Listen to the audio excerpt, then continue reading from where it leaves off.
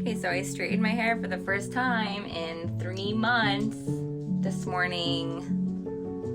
And I definitely feel like there is progress happening. This dead hair needs to go still, but that'll grow out. But like once everything else grows out, I mean...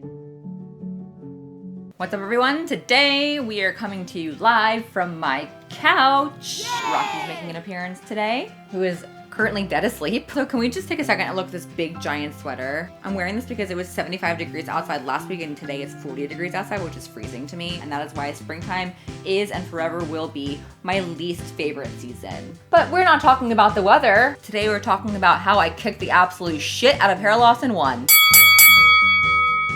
And in order to do that, we have to take a little walk down memory lane back to 2019, a time that I like to refer to as my flop era. As you can see, we have a lot going on here. First of all, this is pre-nose job. Second of all, we have a nice crispy blonde highlight happening and some extensions that do not match. We also have a very puffy face from drowning in White Claw. And we have no Botox, no lip filler, no good skincare regimen, and no therapist. So we are just really crushing it here in this picture.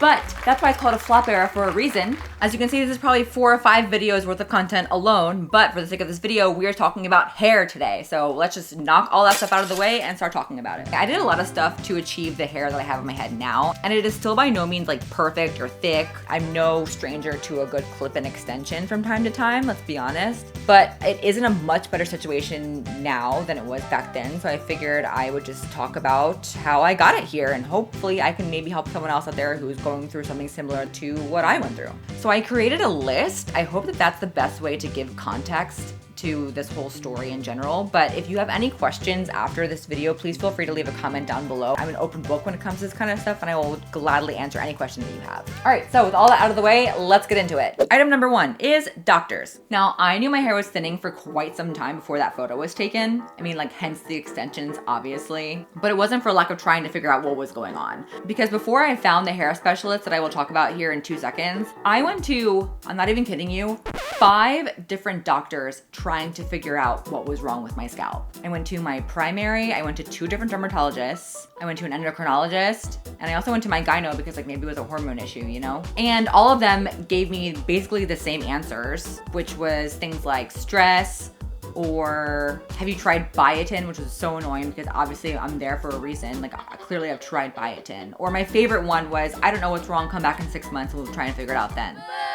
So obviously, like when you see 5 doctors in a row over the course of however many years, like you get a little bit discouraged. So I was basically like in ignore mode at that point, and I was just trying to cover up the problem with a Band-Aid, and my Band-Aid of choice was extensions at the time. I eventually found out about this hair specialist that I ended up seeing through a nurse practitioner that gave me my annual women's exam. She told me about this hair specialist that her friend went to go see. So this wasn't even like a medical referral. This is just like a woman-to-woman referral type of situation, which is so annoying because when I finally went to go make an appointment with the hair specialist, there was a caveat, obviously. I mean, there always is, right? There's always a catch. So it turns out that there's a lot of people, I guess, in my area or just in general that are also being ignored by their doctors when it comes to hair loss because it was a 7-month wait to get in for an appointment with this doctor. I will revisit how the specialist helped me later on in the video, but for now, for the sake of context and having everything make sense, I needed to move on to the second thing in my story, which is the great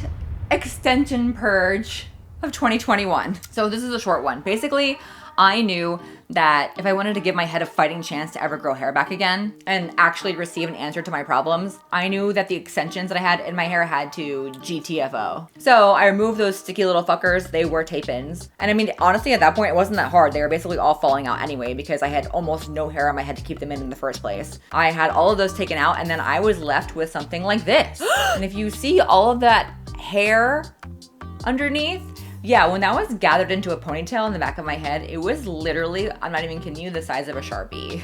Or less. It might have been the size of a pencil. So I had a pretty bad situation happening on my head for the most part, if you can tell. Okay, so the next thing I did was have my hairstylist just chop all that off, and I was left with something like this. Which leads me to item number 3, which is medication. So here's where the specialist came back into play. Finally, my appointment came in January 2021. And wouldn't you know, she's the first doctor out of 5 that actually gave me a proper exam. And she's the first one that actually took a look at my scalp, which is a lot more than I can say for the other 5 doctors. I could go into a whole video talking about that. But she also took scans to assess the damage and actually took the time to explain what she thought was going on, which was huge. So it turns out I had a major case of dermatitis happening on my scalp, which is causing a lot of hair loss. And she also suspected that I had androgenic alopecia, which is basically female or male pattern hair loss. So at this point, she ended up prescribing me a topical to help the dermatitis on my scalp.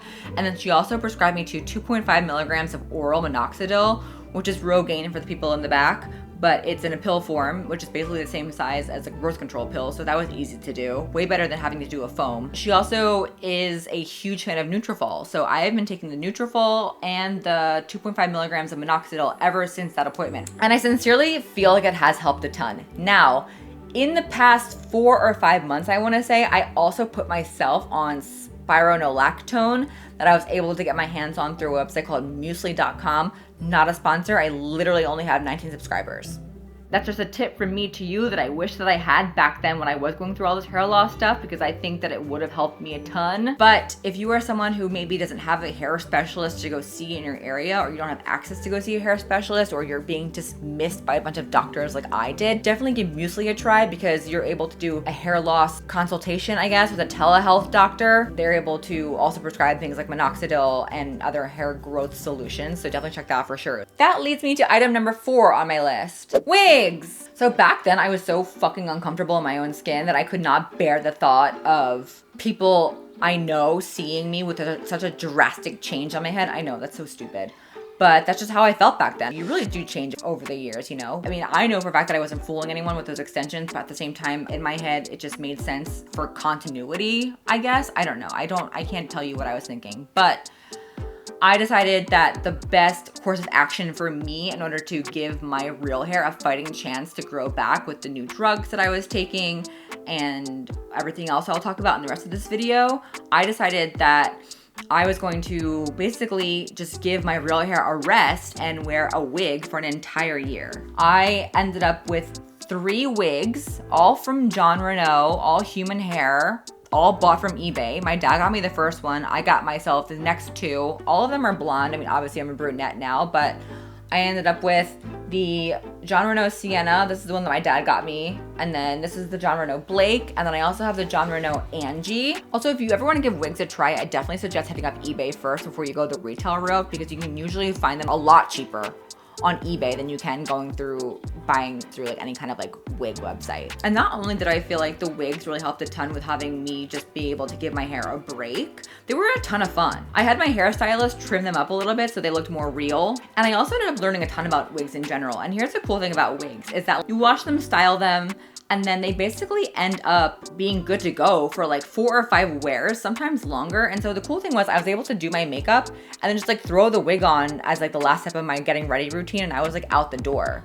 So that was cool, something that I really like enjoyed about wigs. I'm not gonna lie, I was pretty nervous at first that people were going to know, but what I found out was that people really have no idea that you're wearing a wig unless you tell them. Like all my friends that knew were extremely supportive and they didn't care. No one ever said anything to me about them. Like I went on dates with these wigs on, like literally no one knew. Actually, if you're someone that knows me and you didn't know that I was wearing a wig for an entire year, surprise, because I was. But yeah, honestly, I loved it. At the time, I wasn't sure if my hair was going to grow back or not. So I figured, you know, if it doesn't grow back, then I will figure that out. But for now, I'm just gonna give these wigs a shot and maybe I'll end up liking them. And I really did. There was also a time too where like I was very tempted to just like shave my head and start over, but I'm gonna be honest, like I'm so glad I didn't, because I truly feel like just giving my hair that time to reset with the wigs, I would have been way further back in this process of growing this hair out had I shaved it. So I'm glad that I didn't. So if you're thinking about shaving your head for the same reason, take a step back, assess the options, see what you can do before going down that route, because like, you know,